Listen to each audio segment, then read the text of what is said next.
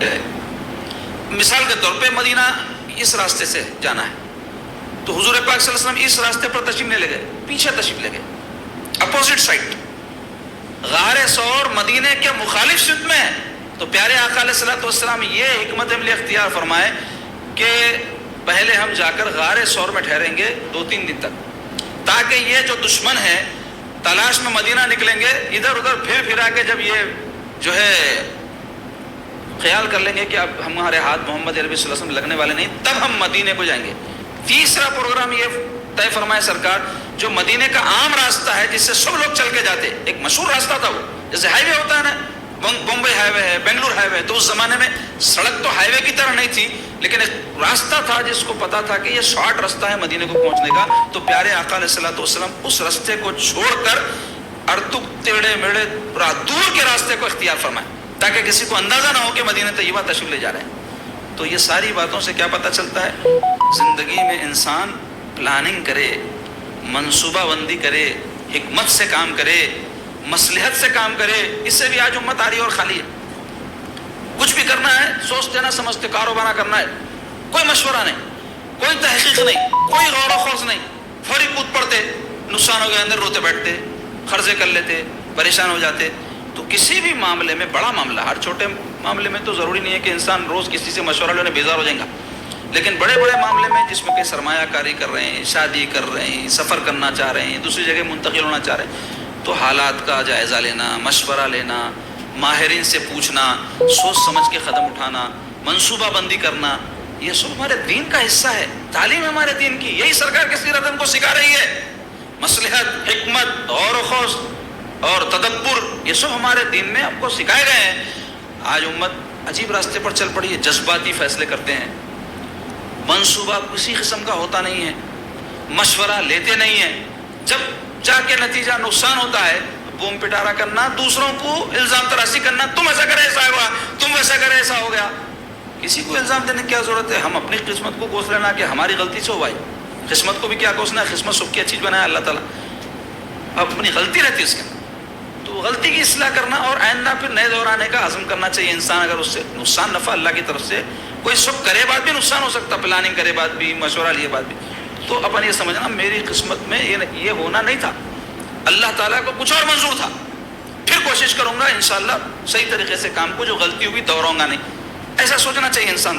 تو مختصر یہ کہ پیارے آقا علیہ الصلوۃ والسلام جو ہے غار ثور کی طرف تشریف لے گئے.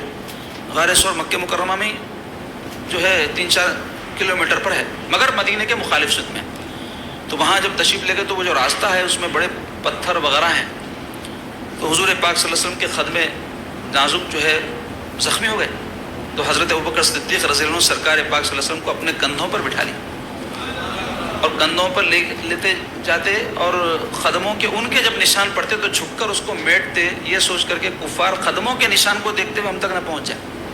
پیارے آقا علیہ الصلوۃ والسلام غار ثور میں ابوبکر صدیق کے ساتھ گئے, غار کو انہوں نے صاف کیا. حضور پاک علیہ الصلوۃ والسلام تھک گئے تھے, اور وہ غار ثور بھی بڑے اونچے جو ہے پہاڑ کے اوپر ہے, وہ جو ہے غار بولتے پہاڑوں میں جو سوراخ رہتا ہے اس کو بولتے, اور چھک کے جانا پڑتا اس کے اندر. جو گئے دیکھیں یا تصویریں آج کل انٹرنیٹ پہ دیکھو آپ, سامنے تک انسان کی نظر کے غار کا جو ہے پتھر ہے, نیچے سے چھک کے گئے, بعد میں اندر جگہ ہے 1-2 آدمی کے اوپر. تو حضرت ابوبکر صدیق پہلے اندر گئے, پیارے آقا علیہ الصلوۃ والسلام کے لیے سب انتظام کیے, صفائی وغیرہ کرے. کئی سوراخ تھے اس میں, تو کوئی کیڑا پتنگا سانپ بچھو نہ نکلے, اس میں چھنیاں ٹھوس دیے.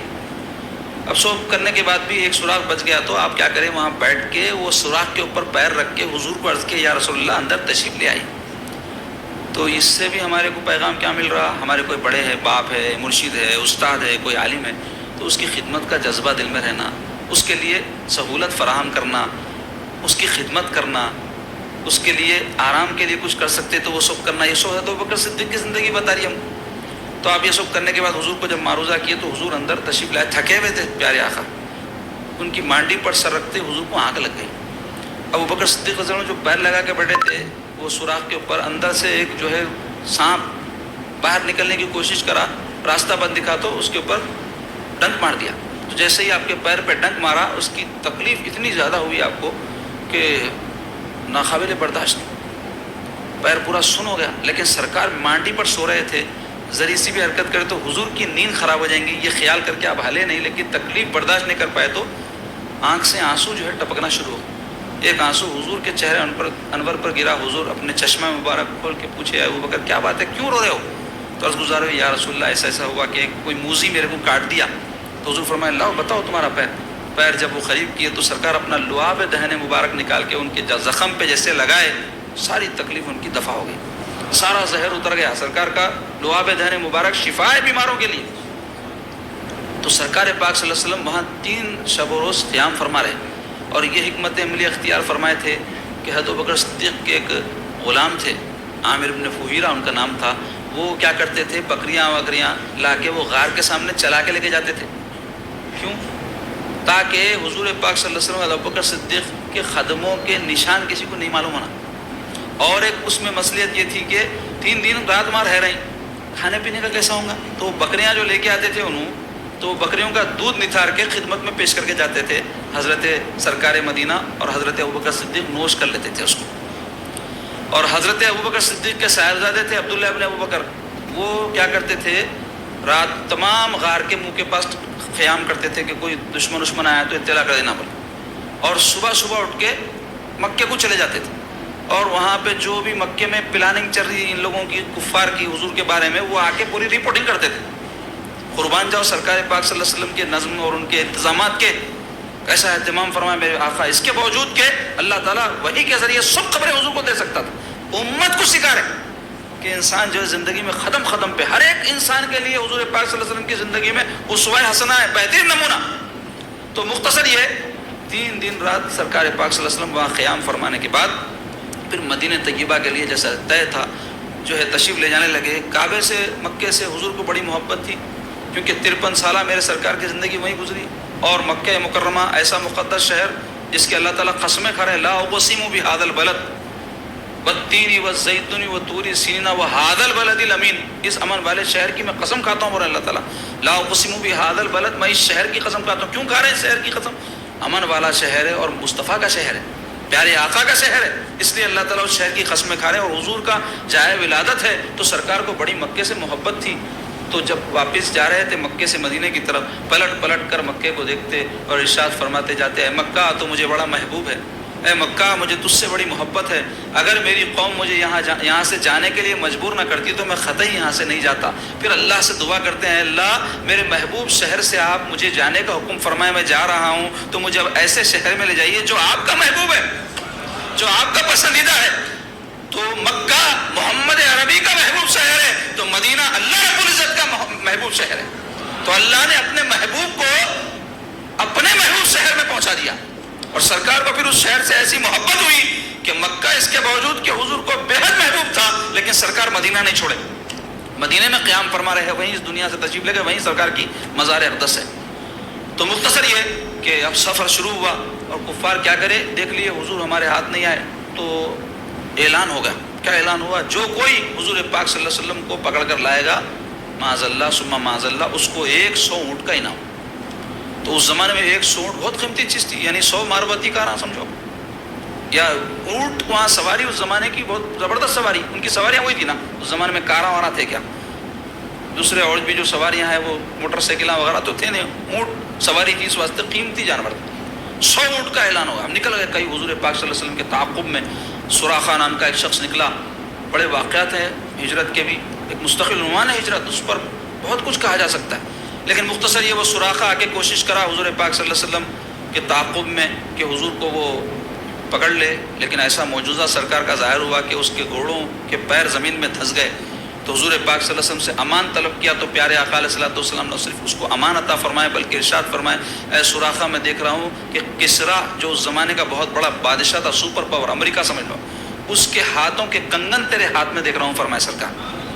اور حضرت عمر رضی اللہ عنہ کے زمانے میں جب یہ فتح ہوا ایران، تو وہ کسرا جو بادشاہ تھا اس کے کنگن حضرت عمر کے پاس آئے تو سراقہ پہنچ گئے، بعد میں اسلام بھی قبول کیا، اس وقت نہیں کیا، بعد میں اسلام قبول کیے، حضرت عمر کی خدمت میں آ کے بولے، پیارے آقا علیہ الصلوۃ والسلام میرے لیے یہ بات لکھوا کے دیے تھے کہ مجھ کو کنگن کسرا کے دیے جائیں گے، یہ وہ ہے حضور کا لکھایا ہوا۔ تو حضرت عمر رضی اللہ عنہ وہ کنگن یہ کہتے ہوئے کہ پیارے آقا علیہ الصلوۃ والسلام کی ہر بات سچی ہے، کسرا کے کنگن سوراخا کو عطا فرما دیے. تو وہ بدو آدمی، گاؤں کا جنگلی آدمی، اس کو اتنے بڑے بادشاہ کے کنگن سرکار کے زبان پاک سے نکلنے کی وجہ سے نصیب ہو گئے. اس زمانے میں پہنتے تھے لوگ کنگن ونگن، بادشاہوں کے ہاتھ میں سونے کے کنگن ہوتے تھے، گلے میں ہوتے، سر پہ تاج سونے کا ہوتا تھا. تو مختصر یہ کہ یہ سفر ہجرت چلتا رہا، بے شمار واقعات ہیں. سرکار پاک صلی اللہ علیہ وسلم چلتے چلتے سفر میں بھوک محسوس ہوئی تو ایک جھوپڑی نظر آئی. حضور وہاں تشریف لے گئے تو معبد نام کی ایک بڑھیا وہاں رہتی تھی. ان کے شوہر جو ہے کہیں باہر گئے ہوئے تھے. حضور، حضرت بکر صدیق اور عبداللہ ابن اریقط جو اونٹوں کو چلانے والا تھا وہ حضور کے ساتھ تھا، کافر تھا وہ. تو حضور پاک علیہ الصلوۃ والسلام اس خاتون سے جا کر جو ہے ارشاد فرمائے کہ ہمارے لیے کچھ کھانے کو ہے تو دو. تو وہ کہنے لگی نہیں، ہمارے پاس فاقہ ہے اور قحط سالی کی وجہ سے ہمارے جانور بھی جو ہے چارہ نہیں چڑھ سک رہے ہیں، تو دودھ نہیں ہے ان کے پاس بھی.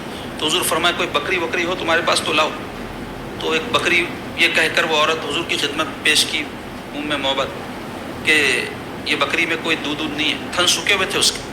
تو پیارے آقا علیہ الصلوۃ والسلام چونکہ بکریاں چرائے تھے بچپن میں، تو حضور جانتے تھے بکری کا دودھ کیسا نتھارنا ہے. تو بکری کو حضور کی خدمت میں جب پیش کیا گیا تو بسم اللہ الرحمن الرحیم پڑھ کے اپنا دست اقدس جیسی اس کے تھن پہ لگائے، بکری کے تھنوں میں دودھ بھر گیا. اور پیارے آقا علیہ الصلوۃ والسلام وہ دودھ نتھارے، پیٹ بھر کے حضور بھی پیے اور حضرت ابوبکر بھی پیے، وہ عورت کو بھی پلائے اور برتنہ بھر کے عنایت فرما دیے. اور جو ہے وہ عورت یہ معجزہ دیکھ کے حیران رہ گئی.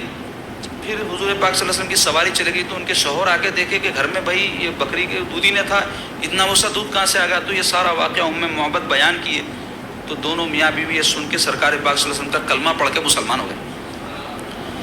پھر سرکار پاک صلی اللہ علیہ وسلم کی سواری چلی اور واقعات میں آیا ہے کہ ربیع الاول شریف کی 1 تاریخ کو سفر ہجرت کا آغاز ہوا اور 8-10 دن کا سفر طے کر کے سرکار پاک صلی اللہ علیہ وسلم مدینہ طیبہ کے جب قریب پہنچے تو بریدہ نام کے ایک شخص بھی حضور کے تعاقب میں نکلے تھے. ان کے ساتھ کئی افراد تھے، حضور صلی اللہ علیہ وسلم کے سامنے آ کے کھڑے ہوئے.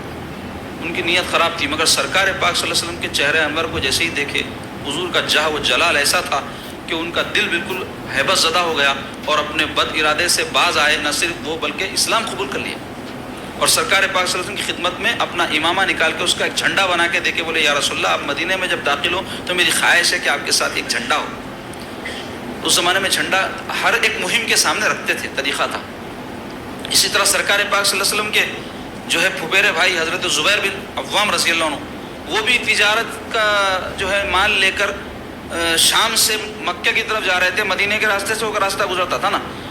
تو حضور سے ملاقات ہو گئی ان کی. تو حضور پاک صلی اللہ علیہ وسلم ابوبکر صدیق کی خدمت میں 2 جوڑے انہوں پیش کیے، یا رسول اللہ یہ ذب تن فرما کہ آپ مدینہ طیبہ کو تشریف لے جائیے. اور پیارے آقا علیہ الصلوۃ والسلام کی مدینہ شریف میں تشریف آوری کی خبر جو ہے پہلے سے عام ہو گئی تھی اور وہاں روز وہاں جو کہ لوگ، مرد، عورتیں، بچے اپنے اپنے گھروں سے نکلتے اور حضور کا انتظار کر رہے ہوتے کہ پیارے آقا علیہ الصلوۃ والسلام تشریف لائے تو حضور کا استقبال کریں.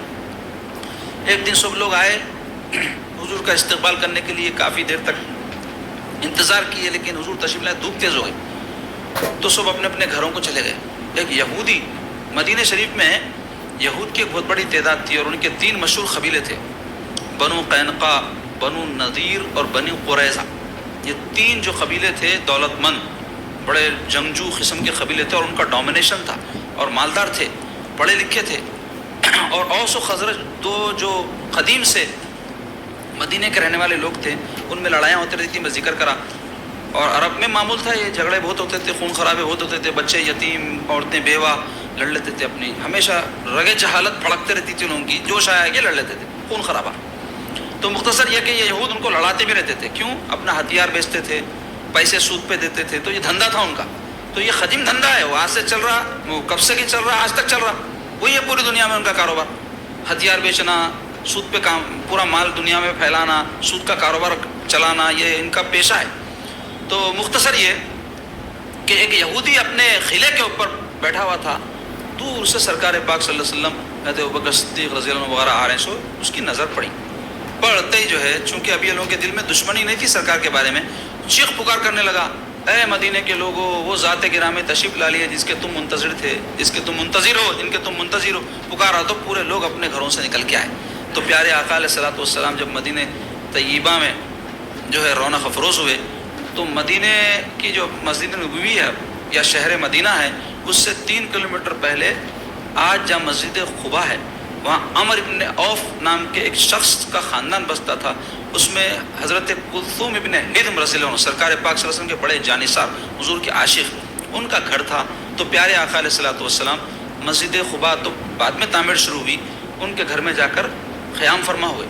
اور سب صحابہ بھی وہیں پہلے سے موجود تھے جو پہلے ہجرت کر گئے تھے, کیونکہ ان کا بھی سیٹلمنٹ نہیں ہوا تھا, کیا کرنا ہے ان کا, کہاں رہنا ہے, گھراں نہیں تھے, کچھ بھی نہیں تھے. مکے سے نکلے مدینے کو آ گئے, اپنے گھراں چھوڑ کے آ گئے, کئی تو اپنے بیوی بچوں کو چھوڑ کے آ گئے, کئی اپنے کاروبار چھوڑ کے آ گئے, کئی اپنے تعلقات ختم کر کے آ گئے. تو یہ ہجرت کا جو واقعہ ہے یہ خالی ہجرت بول کے سن لیتے لوگ, بول لیتے, معمولی واقعہ نہیں ہے, عظیم قربانی کی داستان ہے اس کے پیچھے. معمولی بات ہے جی, اپنا شہر چھوڑ کے دوسری جگہ بے سر و سامانی کے ساتھ 1 لخت چلے جانا. آپ ہم جا سکتے, لوگ خالی 8-15 دن کو کہیں بھی جانا ہے بولے تو اتنا سامان لے کے جاتے, دوسروں کو تکلیف کا باعث بن جاتا ان کا سامان. کئی لوگ ہیں عمروں کو جاتے, حجوں کو جاتے, پٹلیاں بن کر لے جاتے, بن کے جاتے بھی, بن کے لے کے بھی آتے. تو کتنی مشقت اٹھاتے, واپس آنا ہے بلکہ معلوم ہے تو اتنا سب کرتے.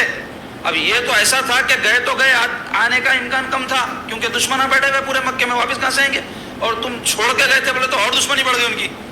تو مختصر یہ کہ وہاں وہ لوگ قیام کرتے تھے صحابہ حضور کی تشریف آوری سے پہلے. پیارے آقا علیہ الصلوۃ والسلام جب تشریف لے گئے تو حضرت کلثوم بن ہدم کا مکان تھا یا آسمان پر جیسے ستارے اور چاند نظر آتے ہیں ویسا ان کا گھر تھا, سمجھ میں نہیں آ رہا تھا کیونکہ صحابہ اور سرکار ان کے گھر میں آ گئے تو ایسے ہی تھے, آسمان کے ستارے اتر کے آ گئے کیا, آسمان کا چاند اتر کے آ گیا کیا, ایسا ان کا گھر منور ہو گیا. کوئی آدمی اپنے بڑوں بزرگوں کو بلایا, کوئی مرید اپنے مرشد کو بلایا, یا کوئی عالم صاحب کسی کے گھر میں آئے تو کیسا خوش ہوتے لوگ. یہ تو سید عالم صلی اللہ علیہ وسلم ہے, وہ ان کے گھر رونق افروز ہوئے تھے تو ان کے گھر میں کیا برکتیں رہی ہوں گی. تو پیارے آقا علیہ الصلوۃ والسلام وہاں قیام فرما رہے. 3 دن کے وقفے کے بعد حضرت سیدنا علی رضی اللہ عنہ میں پہنچ گئے کیونکہ حضور حکم فرمائے تھے نا. تو 3 دن کے بعد نکلے تھے تو حضور کے پہنچنے کے 3 دن کے بعد وہ بھی مدینے سے پہنچ گئے. تو پیارے آقا علیہ الصلوۃ والسلام وہاں وہ عمر ابن عوف کے محلے میں سب سے پہلا جو کام انجام دیے وہ تھا مسجد کی تعمیر. اور اس مسجد کا, اس مقدس مسجد کا نام ہے مسجد قباء. بڑی مقدس مسجد ہے, اس کے بڑے فضائل ہیں, وقت میں گنجائش نہیں ہے بیان کروں. تو وہ مسجد کی فضیلت کیوں ہے, قرآن میں بھی وہ مسجد کا ذکر آیا, لمسجد اسس علی التقوی من اول یوم احق بان تقوم فیہ رجال یحبون ان یتطہروا واللہ یحب المطہرین. اللہ تعالیٰ کیا فرما رہے ہیں, لمسجد, وہ مسجد اسس علی التقوی من اول یوم, بنیاد پہلے دن سے جس کی تقوی پر رکھی گئی. اللہ تعالیٰ فرما رہے ہیں کہ وہ ایسی مسجد ہے جس کی بنیاد پہلے دن سے تقوی پر رکھی گئی. کیوں, اس واسطے کہ اس مسجد کی تعمیر اللہ کے حبیب اور صحابہ اکرام کی ہے, تو اس کی بنیاد تقوی پر رکھی گئی پہلے دن سے. احق ان تقوم فیہ, اللہ تعالیٰ فرما رہے ہیں اس بات کا حق رکھتی ہے کہ آپ اس میں قیام فرماؤ, آپ اس میں نماز پڑھائیں, آپ اس میں عبادت کریں, اس مسجد کو حق ہے یہ. اور پھر اللہ تعالیٰ یہ اہل قباء کی تعریف فرمائے, فیہ رجال, وہاں پر ایسے لوگ رہتے ہیں, یحبون ان یتطہروا, جو پاک صاف رہنے کو پسند کرتے ہیں, واللہ یحب المطہرین, اللہ پاک صاف لوگوں کو پسند کرتا ہے. تو پاکی 2 طرح کی ہوتی ہے, ایک ظاہری, ایک باطنی. ظاہری پاکی کیا ہے, جسم کا پاک رکھنا, لباس کا پاک رکھنا, اس مقام کا پاک رکھنا جہاں ہم رہتے, گھر ہے, مسجد ہے, خانقاہ ہے, بازار ہے, محلہ ہے, اس کو پاک رکھنا. ہمارا دین پاکیزہ دین ہے. تنظفوا فإن الاسلام نظیف, سرکار فرمائے صاف ستھرے رہو کیونکہ اسلام صاف ستھرا مذہب ہے. کیا حال ہے مسلمانوں کے محلوں کا دیکھو آپ, کیا حال ہے مسلمانوں کے گھروں کا دیکھو آپ, عورتوں کا کیا حال ہے, ان کو کوئی صفائی کا ستھرائی کا بہت سے گھروں میں خیال نہیں رہتا. مسلمانوں کے گھروں کے بیت الخلاء, دیوان خانے, دہلانہ, کچھ نہیں, بعض میں ہے اچھا جذبہ ہے, عورتیں سلیقہ مند رہتی, صاف ستھرا رہنے کا اثر باطن پہ پڑتا ہے انسان کے.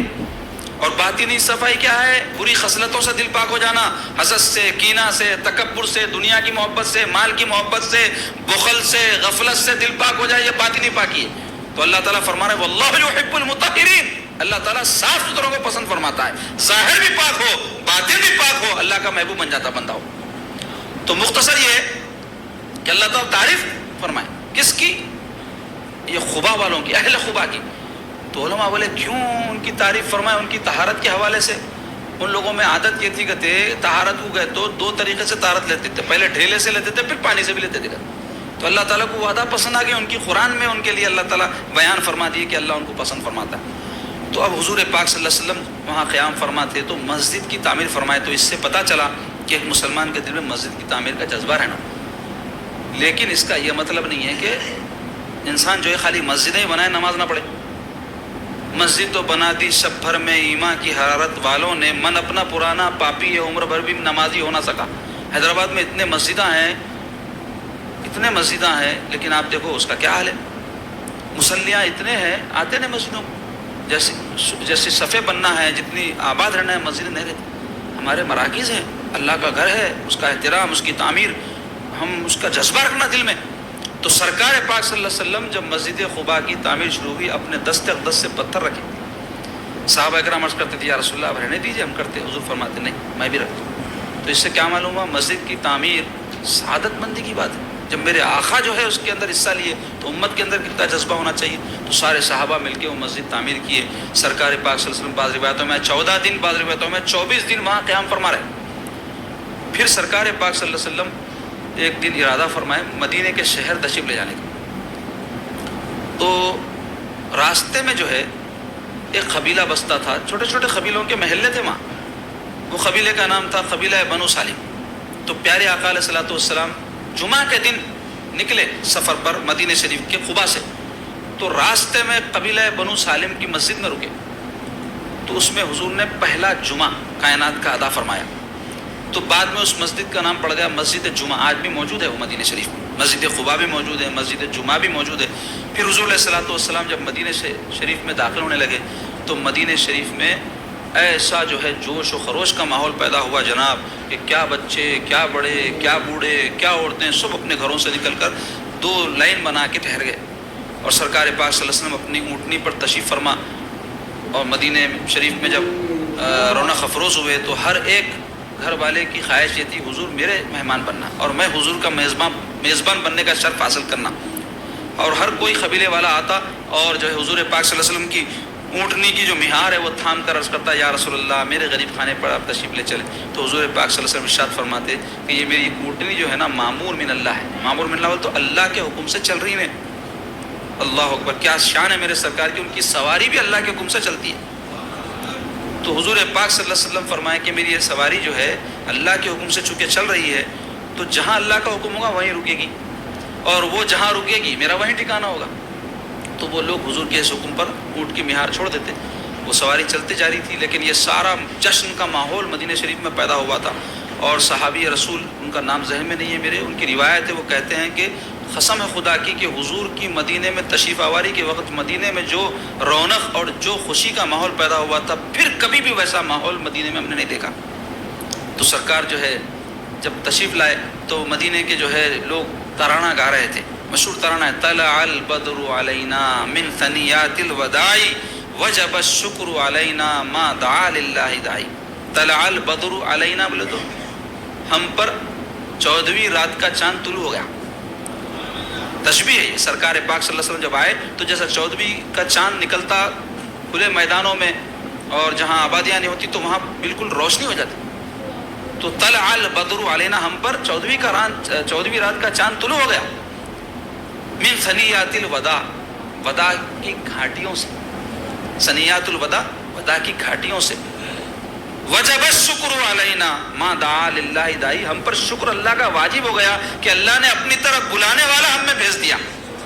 اور بھی اس کے اشعار ہیں، آپ لوگ ذوق و شوق ہو تو اٹھائیے، انٹرنیٹ پہ مل جا رہے ہیں آج کل. یہ چیزیں نہ ڈھونڈتے لوگ، فضول چیزیں ڈھونڈتے بیٹھتے.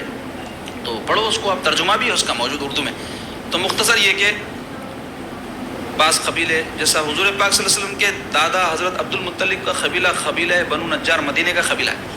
تو وہ قبیلے کے بچیاں جو ہے سرکار پاک صلی اللہ علیہ وسلم کے لیے ترانہ پڑھنے لگی. نحن جوارم من بنی نجاری یا حبذا محمد من جاری.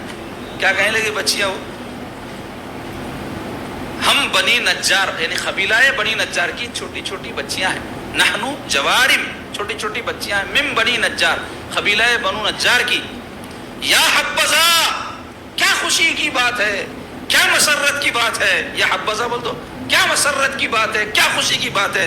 یا حبذا محمد من جاری کہ محمد عربی صلی اللہ علیہ وسلم ہمارے پڑوسی بننے والے ہیں. سبحان اللہ.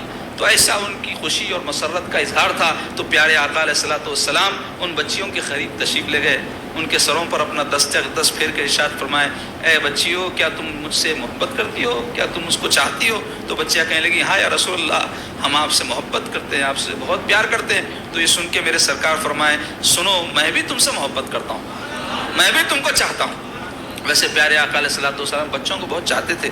چھوٹے بچے حضور کی خدمت میں آتے تو سرکار ان کے سروں پر اپنا دست اقدس پھیرتے تھے اور ان کو کوئی چیز اپنے پاس سے جو بھی میسر ہوتی عنایت فرماتے تھے. اور آج آپ دیکھو مسلمان گھروں میں بچوں کے ساتھ بہت برا سلوک کرتے, جھڑکنا, مسجدوں میں آئے تو جھڑک دیتے, سمجھانا, چھوٹے بچے ان کی تربیت کرنا.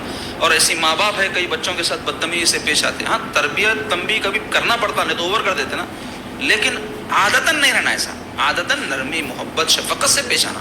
تو مختصر یہ کہ پیارے آقا علیہ الصلوۃ والسلام کی اٹھنی چلتے چلتے چلتے مدینہ شریف میں, اب جہاں مسجد نبوی شریف ہے وہاں پر جا کر رکی.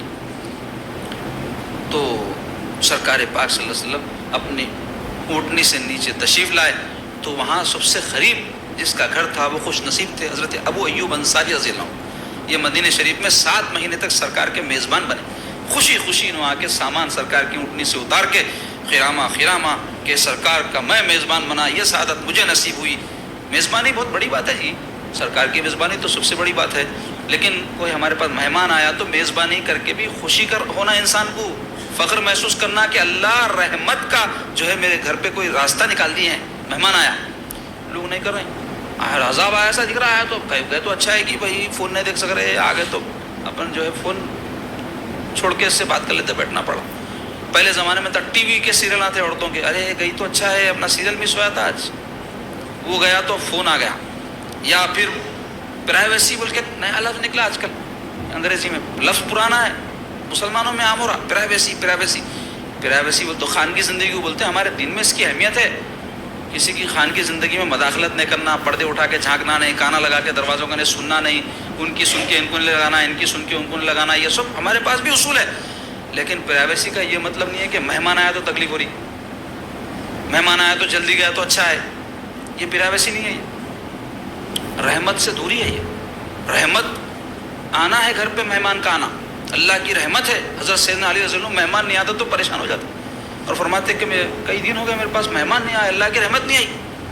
ایسی جذبہ تھا. تو مختصر یہ کہ انہوں لے جا کے سرکار پاک صلی اللہ علیہ وسلم کا سامان رکھ دیے اور عرض کیے, یا رسول اللہ, فرسٹ فلور, ان کے مکان میں 2 منزل تھے, نیچے گراؤنڈ فلور, فرسٹ فلور. یا رسول اللہ, فرسٹ فلور میں آپ کے لیے جو ہے پیش کرتا ہوں. تو پیارے آقا علیہ الصلوۃ والسلام فرمائے, نہیں, فرسٹ فلور پہ تم رہو, میں نیچے رہتا ہوں. اب انہوں فرسٹ فلور کہہ دے رہے تھے سرکار کو, اس واسطے کہ سرکار کو ڈسٹرب نہیں ہونا. نیچے رہے تو چھوٹے چھوٹے گھر رہتے تھے, اوپر جانے والا ہر نیچے سے ہو کے گزرتا تو حضور کو دقت ہو جائیں گی. اور پھر حضور کا ادب کہ پیارے آقا علیہ الصلوۃ والسلام نیچے رہے اور غلام اوپر ہے, تو بولے یا رسول اللہ آپ اوپر رہیے. حضور فرمائے, نہیں, میرے کو سہولت نیچے رہنے میں ہے, تم کو بھی اوپر رہنے میں سہولت ہے کہ میرے پاس لوگ زیادہ آئیں گے ملنے, تو جس کے نتیجے میں کیا ہوگا, جو بھی شخص جو ہے تمہارے حصے میں سے گزر کے میرے پاس آئیں گا تم کو دقت ہوں گی. ادھر میزبان کی میزبانی کا عالم دیکھو, ادھر مہمان محمد رسول اللہ میرے آقا کی مہمانی کی جو ہے آداب دیکھو کہ کیسا جو ہے خیال کر رہے ہیں اپنے میزبان کا کہ اس کو کوئی تکلیف نہ ہو. مختصر یہ کہ پیارے آقا علیہ الصلوۃ والسلام نیچے رہنا پسند فرمائے. حضرت ابو ایوب انصاری ایسی مہمان نوازی کرتے تھے سرکار کی, جو بھی گھر میں پکتا حضور کی خدمت میں کھانے کے لیے پیش کرنا, اور حضور پاک علیہ الصلوۃ والسلام کو کسی بات کی تکلیف نہ ہو اس کا ہر وقت خیال رکھنا. اور حضور سے ایسی عقیدت و محبت تھی کہ سرکار پاک صلی اللہ علیہ وسلم کچھ تناول فرمانے کے بعد بچا دیے تو جہاں سرکار کے انگشتہ مبارک کا نوالے پہ نشان ہوتا وہاں سے اٹھا کے کھانا کھاتے تھے. اور سرکار پاک صلی اللہ علیہ وسلم مٹی کے برتن پہ اپنے لبائے مبارک لگاتے تھے, دیکھتے رہتے تھے کہاں لگائے. سرکار برتن رکھتے, حضور اجازت ہے پی لوں, وہاں جہاں حضور لب لگائے وہاں سے پیتے. ایسی سرکار پاک صلی اللہ علیہ وسلم سے محبت اور ایسی خدمت گزاری 7 مہینے تک انجام دیے. یہاں تک کہ پھر سرکار پاک صلی اللہ علیہ وسلم اپنے ازواج مطہرات کو مکے سے جب بلائے, اس وقت حضور کی زوجت میں 2 بیویاں تھیں, بی بی سودا, بی بی عائشہ صدیقہ رضی اللہ عنہا. ان کو بلا کر ان کے لیے حجرے تعمیر فرمائے تھے مسجد نبوی کی طرف, وہاں ان لوگوں کو حضور رکھے تو حضور اس میں منتقل ہو گئے. تو اس وقت تک 7 مہینے یہ خدمت کرے. تو پیارے آقا علیہ الصلوۃ والسلام جب جا کر حضرت ابو ایوب انصاری کے گھر پہ رکے تو وہاں مسلمانوں کو نماز, چونکہ مکے میں 13 نبوی میں فرض ہو گئی تھی تو جماعت سے نماز پڑھنے کے لیے کچھ انتظام کرنا تھا. مسجد قباء تو بن گئی 3 میل دور تھی, 3 کلومیٹر. اب مسجد مدینہ شریف میں ہونا تو اس کے لیے کیا کریں, تو حضور پاک صلی اللہ علیہ وسلم صحابہ کو بلا کے مشورہ فرمائے, بولے کہ ایک زمین ہم کو ہونا جس پہ مسجد تعمیر کی جائے. تو وہیں قریب میں حضرت ابو ایوب انصاری کے گھر کے جہاں حضور کی اونٹنی رکی تھی وہاں ایک زمین تھی جو دو یتیم بچے تھے بنی نجار کے، ان کی زمین تھی. تو اس میں جو ہے یہودیوں کی کچھ خبریں تھیں، کچھ پرانے جو ہے کھجور کے جھاڑ تھے، کچھ اور کھنڈرات تھے. تو سرکار پاک صلی اللہ علیہ وسلم فرمائے کہ وہ بچوں سے بات کرو کہ اگر وہ فروخت کرتے ہیں تو ہم زمین خرید لیں گے. تو بچوں کو جب اطلاع ہوئی تو ایسے وہ بچے عاشق سرکار کے بولے یا رسول اللہ آپ حکم فرما رہے ہیں، ایسے ویسے کچھ نہیں ہونا، مسجد کے لیے زمین لے لیں آپ. تو سرکار فرمائے نہیں ہم قیمت دے کے لیں گے اس کو. تو ویسے وقت میں حضرت ابوبکر صدیق رضی اللہ عنہ مسجد نبوی کی قیمت ادا کرے.